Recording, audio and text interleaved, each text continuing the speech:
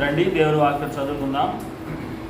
తెస్సలోనిక సంఘానికి రాసిన మొదటి పత్రిక. తెస్సలోనిక సంఘానికి పౌలు గారు రాసిన మొదటి పత్రికలో మొదటి అధ్యాయం 9 నుండి 10 వచనాల భాగాన్ని చదువుకుందాం. 9 నుండి 10 వచనాల భాగాన్ని చదువుకుందాం.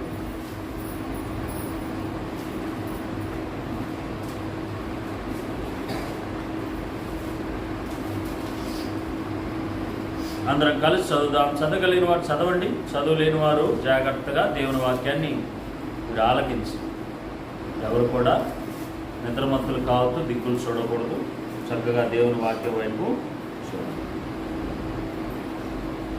మీ యొద్ద మాకెట్టి ప్రవేశము కలిగిన అక్కడి జనులు మిమ్మల్ని గూర్చి తెలియజెప్పుచున్నారు.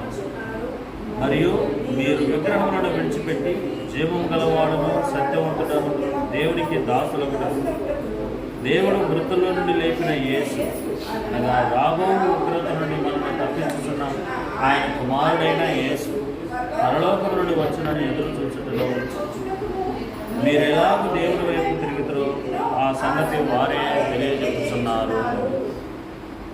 దేవుడి వాక్య భాగమును దీవించునుగాక.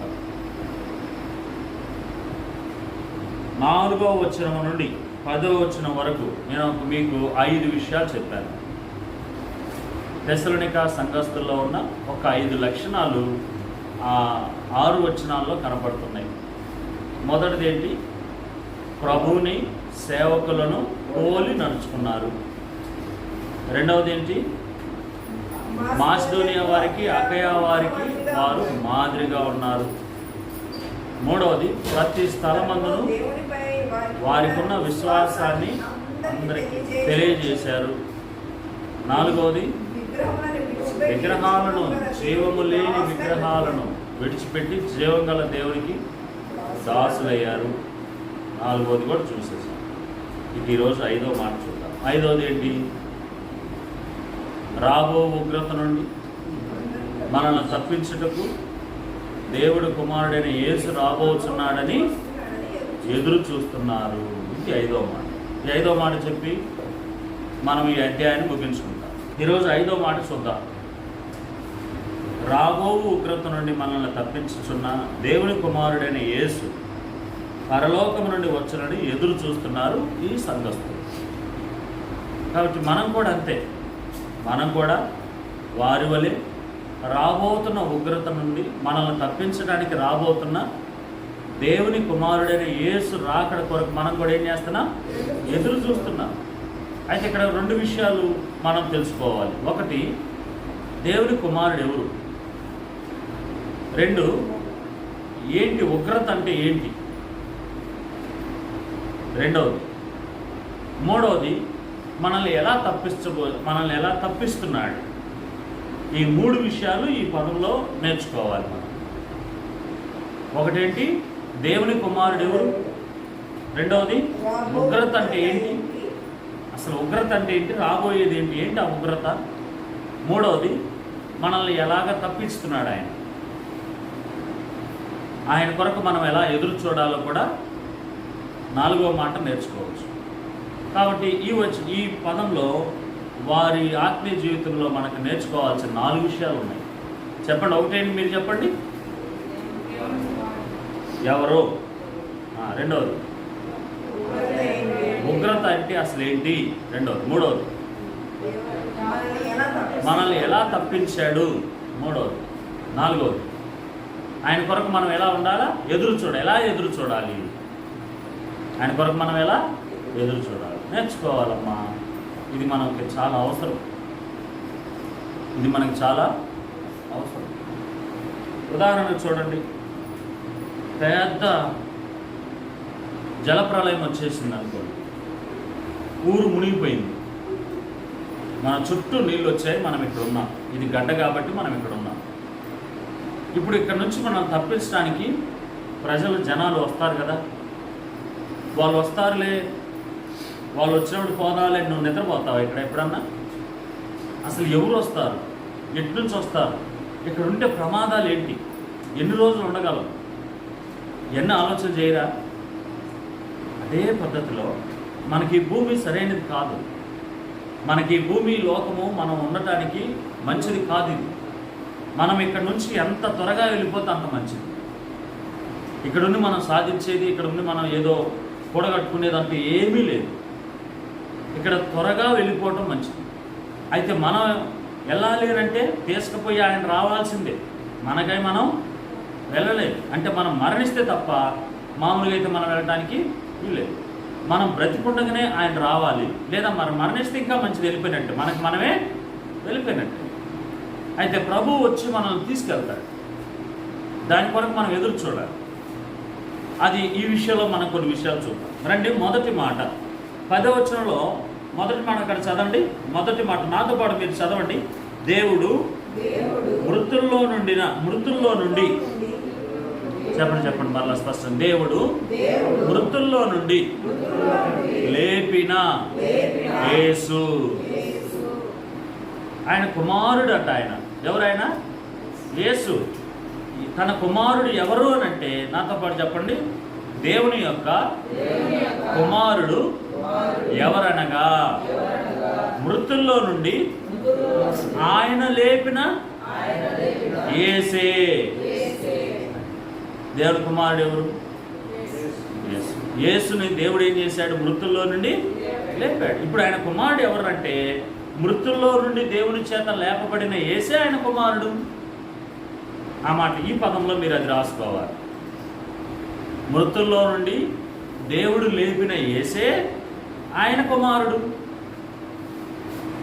అది కాబట్టి ఇక్కడ ఒక మాట, మృతుల్లో నుండి దేవుడు ఏం చేశాడట? ఆయన్ని లేపాడు. అపోస్తల కార్యాలు 2:24 చూద్దాం రండి.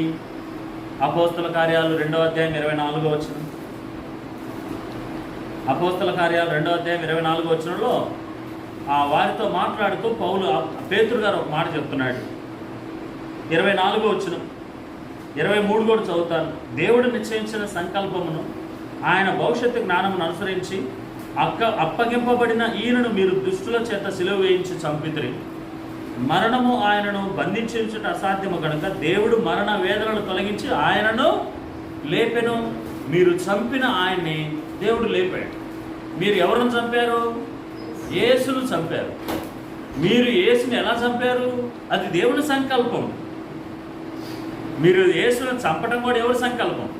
అది దేవుని సంకల్పము చొప్పున మీరు చంపారు. ఆయన్ని దేవుడు తిరిగి లేపాడు, అంతే. ఆ మత్తయి సువార్త 28:6 చదువుతారండి.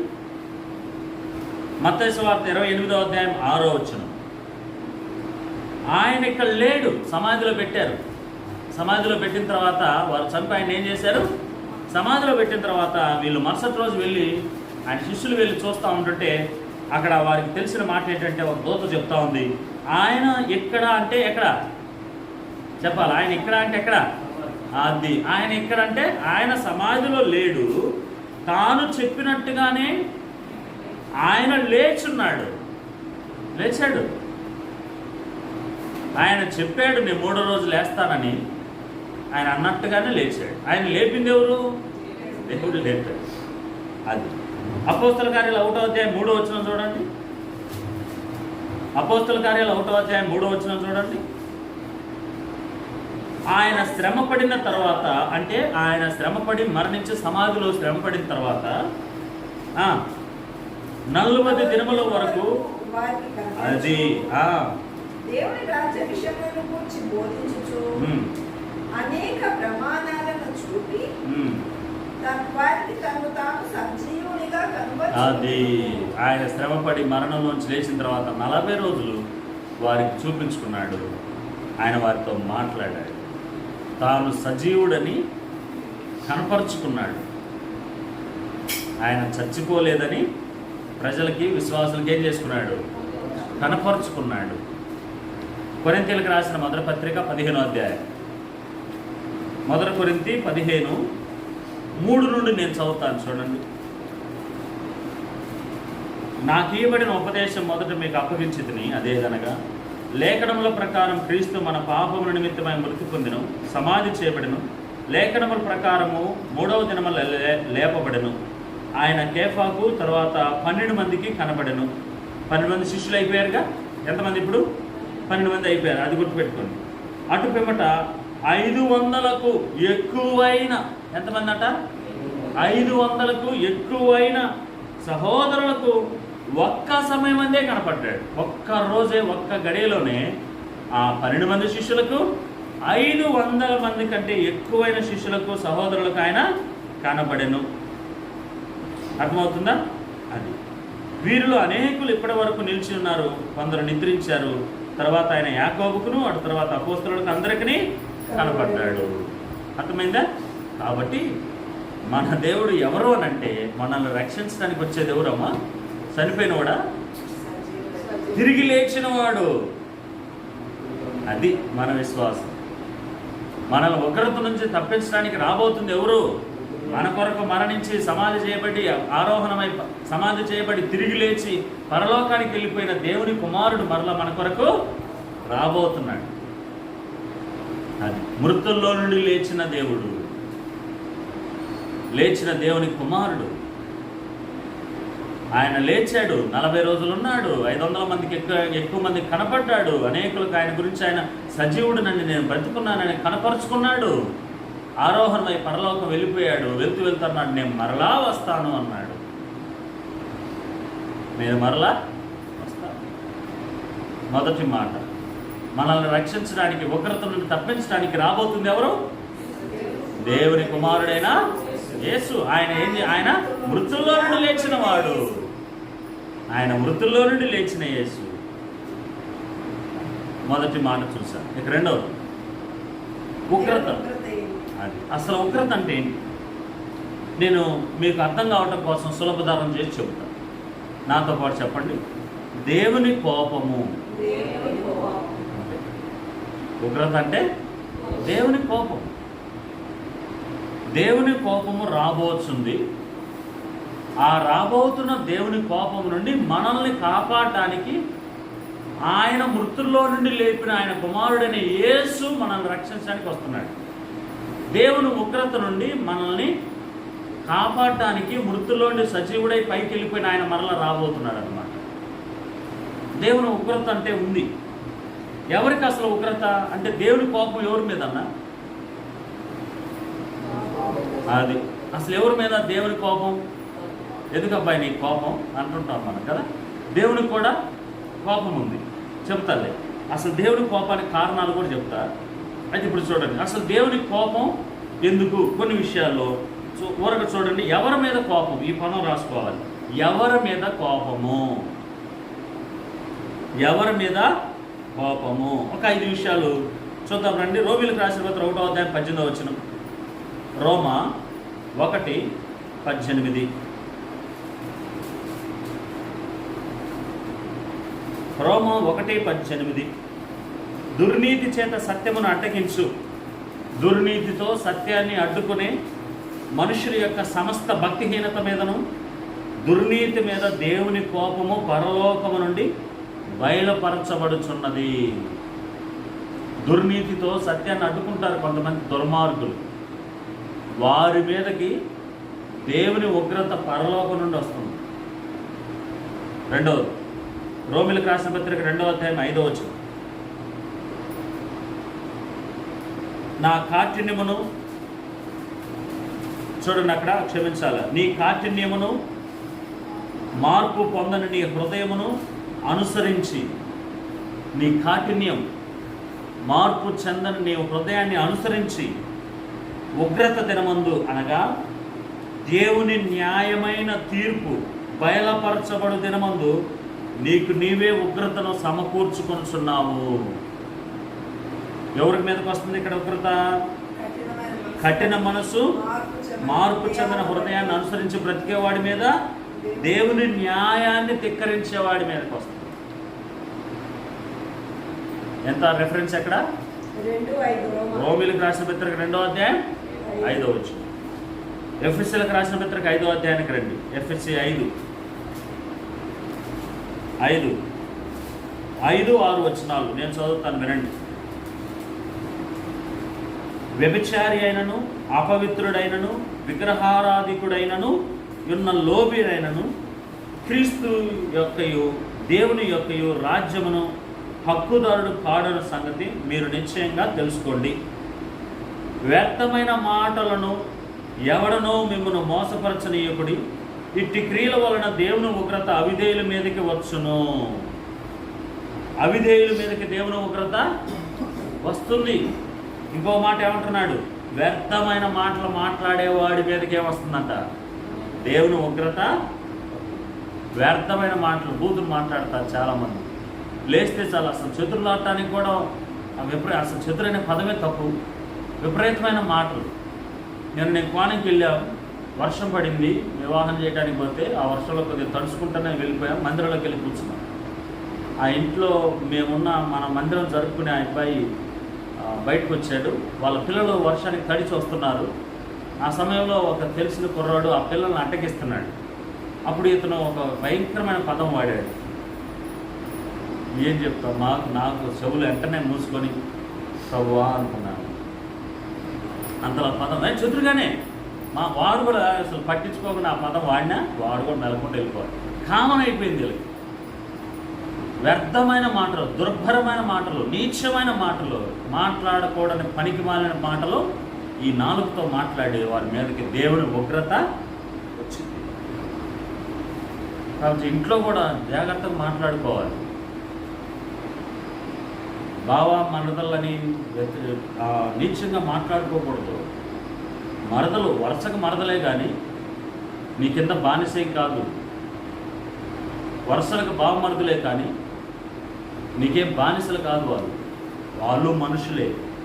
నీ అన్న ఎలా నీకు వారసుడో నీకు వరుస ఎలా అవుదో నీ బావ నీకు అదే వరుస. అంతే.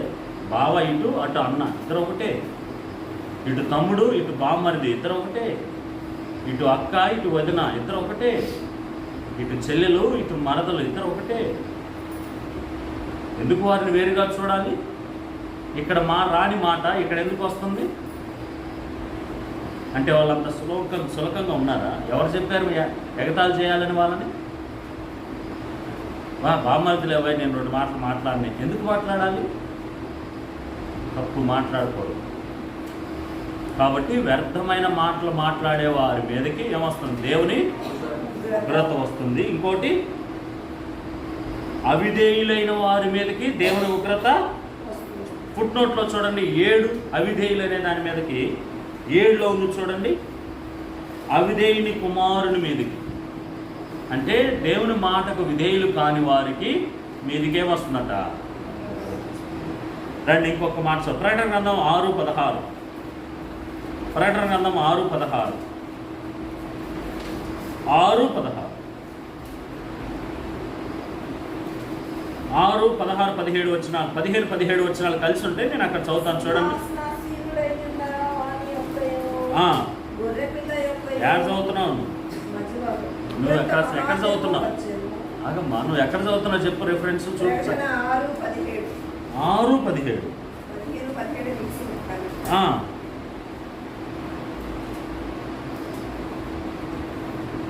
ఓకే, అక్కడ నుంచి చదువుతున్నావా? చదువు. సింహాసనాసీనుడైన వాని యొక్కయు గొర్రెపిల్ల యొక్కయు ఉగ్రత మహాదినము వచ్చెను.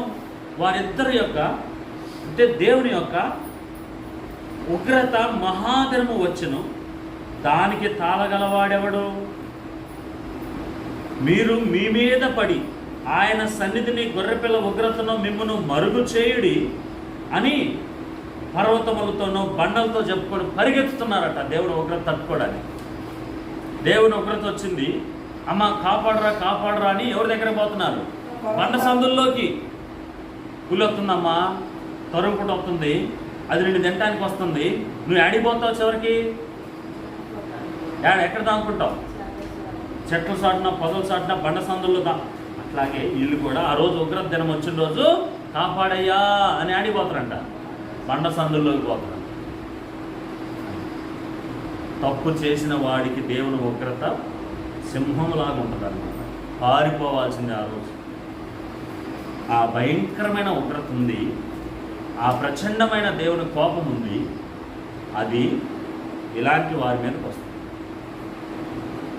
కాబట్టి ఆ రోజు దాన్ని తట్టుకునేవాడు ఎవడు? వీరికి తెలియదు. వీళ్ళకి తెలియదు ఇలాంటి అవిధేయులకు, అక్రమార్కులకు, వ్యర్థమైన మాటలు మాట్లాడే వారికి, ఇంకా ఎన్ని చెప్పాను,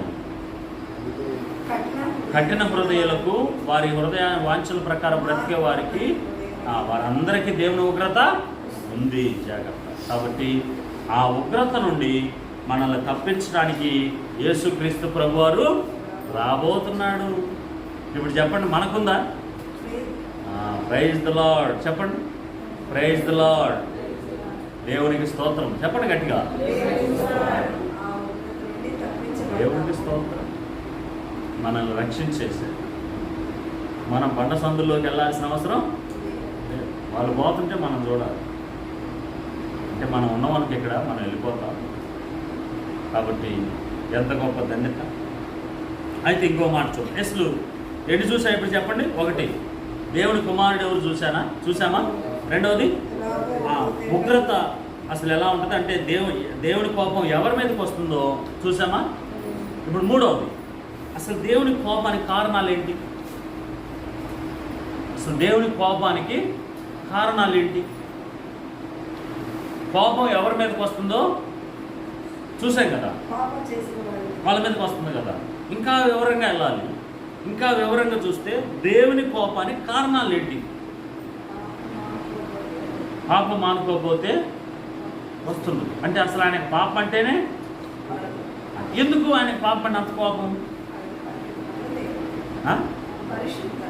అంటే ఆయన పరిశుద్ధుడైతే ఆయన కోపం అంటే అంత ద్వేషమా? అవును, ఆయన పరిశుద్ధుడు. ఆయన పాపాన్ని అంతగా ద్వేషిస్తే ఏంది ఆయనకు లాభం? అసలు ఏంది ఆయనకి ఎందుకు అంతగా కోపం ఎందుకు వస్తుంది? ఆయన బిడ్డలం కాబట్టి.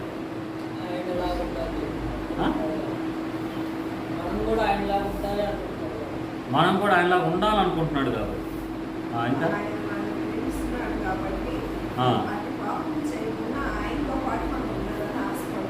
ఓకే ఓకే, మంచి మాట. ఇంకేమైనా చెప్పగలరా? ఎందుకు అసలు దేవుడికి ఎందుకు అంత కోపం? ఎందుకు?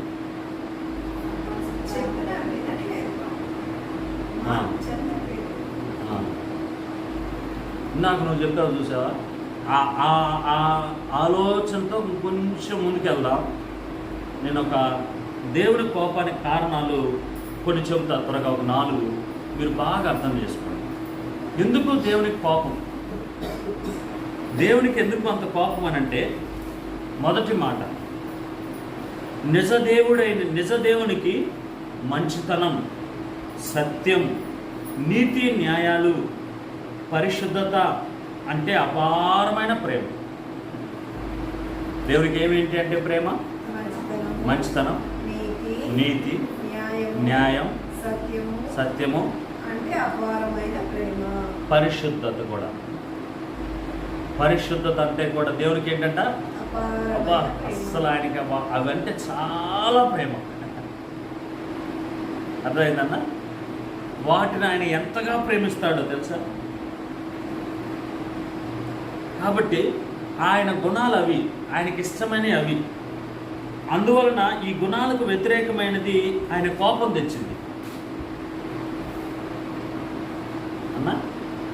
ఆయనకి మంచి అంటే, న్యాయం అంటే, నీతి అంటే, యథార్థత అంటే, పరిశుద్ధత అంటే దేవునికి అపరేతమైన ప్రేమ. అందుకనే వాటికి వ్యతిరేకంగా ఏది చూసినా కానీ ఆయనకు భలే కోపం వచ్చింది. మొదటి. రెండవది, ఆయన కోపము చెడును అసహించుకునే ఆయన పవిత్రమైన స్వభావం మూలంగా వచ్చింది. రాసుకుంటారా? ఆయన కోపం ఎందుకు వచ్చిందంటే, చెడును అసహించుకునే ఆయన పవిత్రమైన స్వభావం అయింది. చెడును ఏం చేస్తాడన్నా? అసహించుకునే పవిత్రమైన స్వభావం దేవుడిది. అందుకనే దేవుడి కోపం చెడంటే. ఆయన పవిత్రమైన స్వభావం అలాంటిది. ఆయన స్వభావం ఎలాంటిది? పవిత్రమైనది. అందుకనే ఆయన చెడు అంటే ఆయనకి విపరీతమైన కోపం వచ్చింది. ఆయన స్వభావం అది. మంచితనాన్ని, సత్యాన్ని, నీతి, న్యాయాలను, పరిశుద్ధతను బాగా ప్రేమించేవాడు. చెడును అసహించుకునే అంత ఆయన పవిత్రమైన స్వభావం ఆయనది. అందుకనే చెడు అంటే ఆయనకి అసహ్యం, అందుకే ఆయన కోపం వస్తుంది. మూడవది, నిర్మలమైన వాటి పట్ల ఆయనకున్న ప్రేమ వలన వస్తుంది ఆయన కోపం. నిర్మలమైన వాటి పట్ల ఆయనకి అపారమైన ప్రేమ ఉంది. శ్రేష్టమైనవి, నిర్మలమైనవి, కొన్ని పదాలు వాడతారు కదా. శ్రేష్టమైనవి, నిర్మలమైన వాటి పట్ల ఆయనకి ప్రేమ ఎక్కువ. కాబట్టి శ్రేష్టమైనవి కాకుండా, నిర్మలమైనవి కాకుండా చెడిపోయినవి, పనికిమాలిన పనులు చేస్తే దేవునికి ఏంటి? కోపం. అది 4వ మాట. తన సృష్టి అయిన మనిషికి, మానవులకే, మనకే. మనం ఎవరి సృష్టి? మనం దేవుని సృష్టి. తన చేతి చేత నిర్మించబడిన మనుష్యులు అత్యంత క్షేమంగా బ్రతకాలని, మనం ఆయన చేతి నిర్మాణకులు, ఆయన చేత నిర్మించబడిన మనుషులు అత్యంత క్షేమంగా బ్రతకాలన్న ఆయన కోరికలో నుండి ఆయన కోపం వచ్చింది. ఈ మాట అర్థమైందా? నువ్వు క్షేమంగా ఉండాలన్న అత్యంతమైన కోరిక ఆయనకు ఉంది. అందుకని నువ్వు క్షేమంగా ఉండకపోతే ఆయనకి ఏమొచ్చింది? కోపం వస్తుంది. నువ్వు క్షేమంగా ఉండాలని ఆయన కోరిక. అంతేనా? అర్థమవుతుందా? గమనించండి. ఇప్పుడు మనకు కొన్ని వాడుక పదాలు. ఇప్పుడు చెడు అంటే నాకు అసహ్యం, నేను అసలు దాన్ని ప్రేమించను. చెడును ద్వేషించేవారు, ఒక మనిషి చూడండి, న్యాయాన్ని ప్రేమించేవాడు అన్యాయం జరిగితే చూస్తే ఏమొచ్చింది అతనికి? వచ్చిందా రాదా? అవును. ఒక యథార్థంగా బ్రతికేవాడు అక్రమంగా బ్రతికేవాడిని చూస్తే వచ్చింది? కోపం వస్తా రాదా? అది అంతే. దేవుడికి కూడా, దేవుడు సత్యాన్ని, నీతిని, న్యాయాన్ని, పరిశుద్ధతను ఆయన ప్రేమించేవాడు. ఆయన బిడ్డలమైన మనం అంత ప్రేమతో మనల్ని కూడా ప్రేమిస్తున్నాడు. మనం కూడా అత్యంతమైన క్షేమంగా బ్రతకాలని ఆయన కోరుకుంటున్నాడు. అందుకనే మనలో అపవిత్రత ఉంటే ఆయన కోపం, ఆయనకు బాధ, ఆయనకు దుఃఖము కలుగుతుందన్నమాట. పాపం, చెడుపై దేవుడు ఎలాంటి కోపము, దేవుడికి ఎలాంటి కోపం లేకపోతే అతన్ని దేవుడు అంటారా? ఆలోచన చేయండి. పాపం మీద, చెడు మీద అసలు ఆయనకి ఏ కోపం లేదనుకో, నువ్వు ఎలాంటి పాపం చేసినా కానీ ఏం కాదని మెలకున్నావు, అసలు ఆయన దేవుడు అంటారా? చెప్పండి, అంటారా? ఇప్పుడు నేను ఇక్కడ ఉన్నాను, నేను తప్పు చేస్తున్నాను, మీరు కూడా తప్పు చేస్తున్నారు. తండ్రి స్థానంలో నేనున్నా, నేను తప్పు చేస్తున్నాను, మీరు కూడా తప్పు చేస్తున్నారు. అసలు ఇప్పుడు మిమ్మల్ని అరిసే యోగ్యత నాకుందా? ఇప్పుడు మీరు ఎలాంటి తప్పు చేస్తున్నా నేను అరవకుండా ఉంటే అసలు నన్ను తండ్రి అంటారా? అంటారా? దేవుని కోపానికి కారణం ఇవే. ఆయన మంచితనం, నీతి, న్యాయం, యథార్థత, పవిత్రమైన మనస్సు, పవిత్రమైన స్వభావము ఆయన కలిగిన వాడు. దానికి వ్యతిరేకమైనది చూస్తే ఆయన కోపం. అది మనలో ఉండకూడదని ఆయన ఆశపడుతున్నాడు. అత్యంత క్షేమంగా మనం ఉండాలని ఆశపడుతున్నాడు. అందుకనే మనం ఆ పాపంలో ఉన్న, ఆ చెడు చేసిన ఆయనకు విపరీతమైన కోపం వచ్చింది. అది దేవుని యొక్క కోపానికి కారణం. ఇవి గుర్తుపెట్టుకుందాం. 3 విషయాలు చెప్పాను. తర్వాత 4వది, రాబో ఉగ్రత నుండి మనల్ని తప్పిస్తున్న దేవుడి కుమారుడని యేసు పరలోకం నుండి వస్తున్నాడని వాళ్ళు ఎదురు చూస్తున్నారే.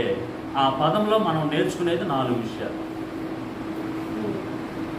అవి మీకు నేను ఏమేమి నేర్చుకోవాలో చెప్పాను. మొదటి దేవుని కుమారుడు ఎవరో చెప్పేశారు, అయిపోయింది. రెండవది దేవుని ఉగ్రత ఉందే, ఆ టాపిక్లోనే ఇప్పుడు మిగతా చెప్పిందంతా. అది రెండవ దాంట్లోనే చూడండి. ఇప్పుడు రెండవ దాంట్లో దేవుని ఉగ్రతకు ఎవరి మీదకి వస్తుంది? మొదటి మాట.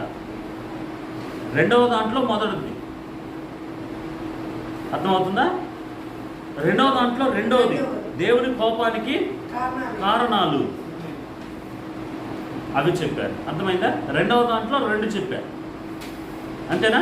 ఇప్పుడు రెండవ దాంట్లో 3వ మాట చెప్పను, రాసుకోండి, వచ్చేవారో చెప్తారు.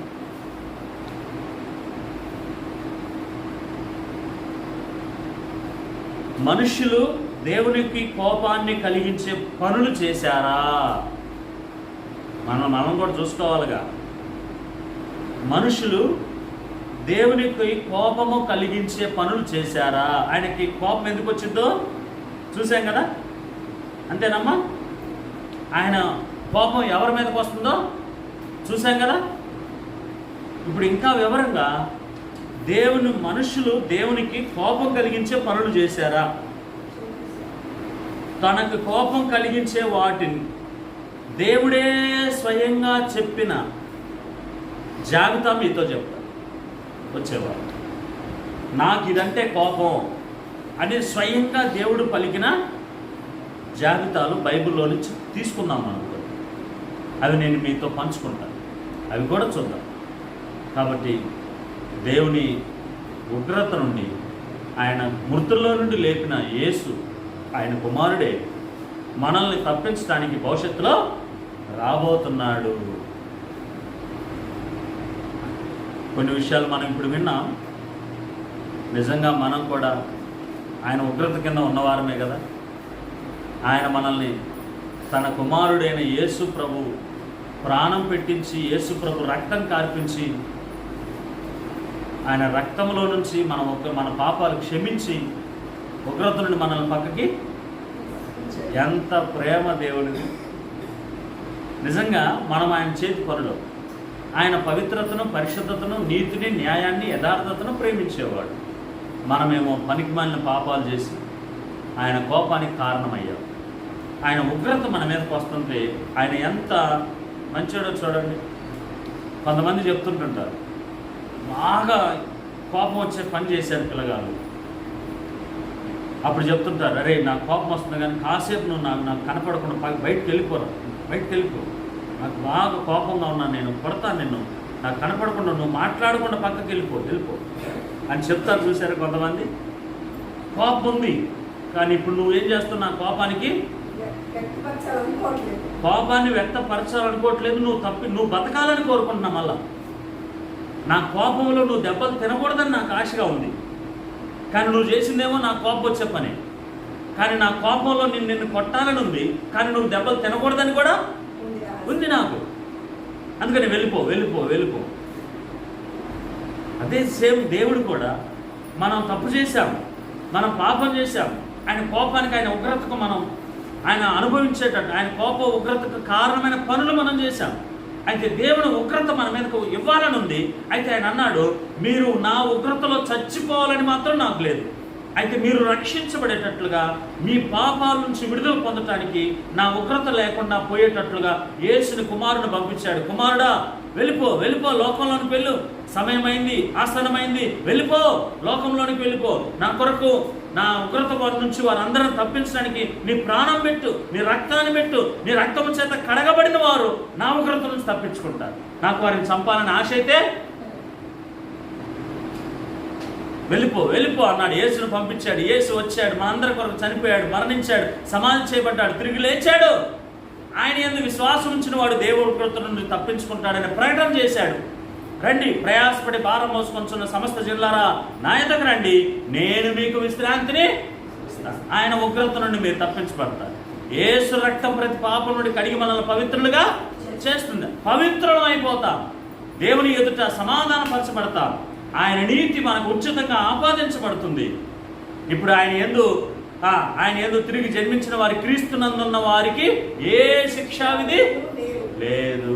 ఎంత గొప్ప ధన్యులు, తప్పించబడ్డాం. మానవ జన్మ ఎంత ధన్యమైపోయిందో. కాబట్టి సహోదరుడా, సహోదరి, మనల్ని తప్పించేశాడు. మనకు ఆ ఉగ్రత జ్ఞాపకం చేసుకుంటున్నాం. మనం చాలా ధన్యులు.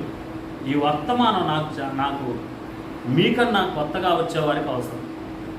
మనకు కూడా ఎందుకు? ఆల్రెడీ మనం తప్పించబడ్డాం, దేవుని స్తోత్రం. ఇంకా ఉగ్రతలో ఉన్న వాళ్ళు చాలామంది ఉన్నారు. వాళ్ళకి అవసరం, వారు రక్షింపబడాలి. ఈ ఉగ్రత నుంచి వారు బయటికి రావాలి. ఆ ఉగ్రత కూడా ఎలా ఉండబోతుందో కూడా దేవుని వాక్యంలో మనం చూద్దాం, నేర్చుకుందాం. సరే, ఈరోజు ఉన్న వాక్య ప్రకారం దేవుని కుమారుడు ఎవరు, ఆయన ఉగ్రత అంటే ఏంటి, అంటే ఉగ్రత ఎవరి మీదకి వస్తుంది, ఆయన ఉగ్రత కారణాలు ఏంటో చూసాం. 2 విషయాలే చూసాం, అంతేనా? 2వ విషయంలో కొనసాగుతున్నాం. ఎవరు కన్ఫ్యూజ్ కావద్దు. ఒకవేళ నేను చెప్పడంలో అటు ఇటు అవుతున్నా, దయచేసి నన్ను అర్థం చేసుకోండి. బాగా విన్నదాన్ని మీరే చక్కగా రాసుకొని దేవుని వాక్యాన్ని పదిలపరచుకోండి, మీ హృదయాల్లో దాచిపెట్టుకోండి. ప్రభు చేసిన మేలు ఉపకారాలను బట్టి కృతజ్ఞత కలిగి బ్రతకండి. దేవుడు రాకడలో ఎత్తపడదాం. ఆయన ఉగ్రత నుంచి మనం పక్కెళ్ళిపోతాం. దేవుడు మనల్ని, సంఘాన్ని దీవించునుగాక, అనేకులను కూడా దీవించును.